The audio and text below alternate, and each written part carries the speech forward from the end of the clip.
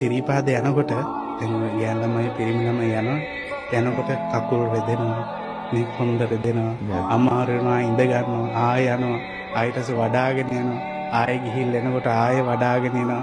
එහෙමනේ ජීවිතෙත් එහෙම තමයි. වැටෙනවා. ඒ වැටෙන තැන් වල ආයෙ නැගිටිනවා. ඔය තරම් බාධක ආවත් අභියෝග ආවත් මේක ඇදගෙන යන්න ඕනේ මේ ගමන. ඇදගෙන යන්න ඕන අනිවාර්යයෙන්. අපි එදා දුන්න පොරොන්දු අදට බලංගු නැහැ. ඔව්.